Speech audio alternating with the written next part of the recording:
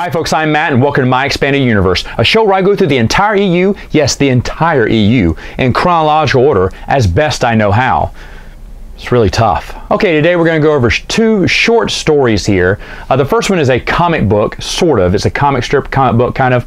It's part of the Dark Horse Extra series. It's issues number 21 through 24, written by Randy Stradley, and it's called Hard Currency.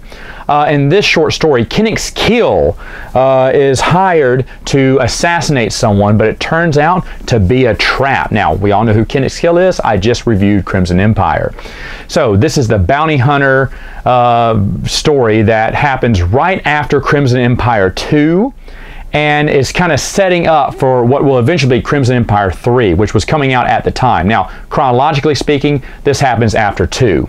And so Randy Stradley decided, hey, let's put this in there in Dark Horse Extra just to fill in a story and get people excited about Crimson Empire 3, which I'll be talking about a long time from now. Now, I think I've spoken about this before, but Dark Horse Extra was a series of basically newsletters from Dark Horse. I think they cost just 25 cents. You'd pick them up. There was a stack of them. I remember at our comic book shop, you could just pick one up. It's an extra quarter, and it would have comic strips or little comic book stories of your favorite Dark Horse comics. And of course, they're going to have Star Wars in there.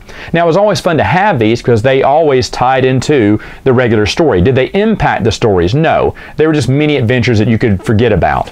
In fact, they did this for a lot of them. Now, I didn't read any of the other stuff from Dark Horse Extra. I don't know how good it was, but when I saw it had Star Wars, I definitely picked up those little issues. It's only a quarter, so why not? Now I think these are a little bit harder to get. However, they are collected in an omnibus. I know for sure they would be because it seems like all these Dark Horse Extra comic strips are collected in omnibuses. My guess it would be collected in the trade paperback of Crimson Empire 2 or 3. It's just a guess there. Or someplace. There's another omnibus that probably has it.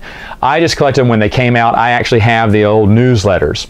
Now, they're made of a nice paper, so they're going to last forever.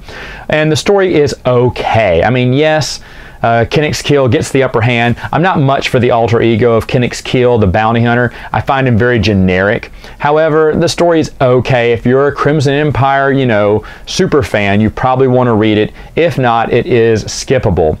The next story I want to talk about is from Star Wars Tales 16. Yes, the comic book Star Wars Tales, which you know I love so much. It's called The Other, and it's written by Jason Hall. And this short story, Leia stops an assassination attempt on herself and the children by wielding a lightsaber, Jedi style, and really taking people out. But in the end, she stops short when she sees herself as Darth Vader, and goes, I gotta watch my little, watch how I get angry. That path leads to the dark side.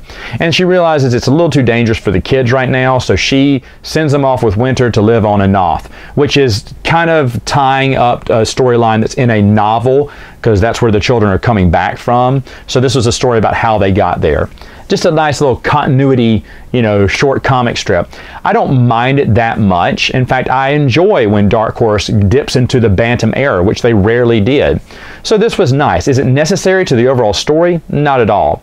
And I know one of the complaints that we had online about it, or that people had online about it back in the day, was, wait a minute, Leia doesn't have time to be a Jedi. How is she able to, wield that lightsaber and, protect her kids like that? Because when does she practice? Well, to be honest, I think there's two things here. First off, it is established later on in Bantam novels that Luke has been practicing with Leia whenever she has spare time, especially with lightsaber combat.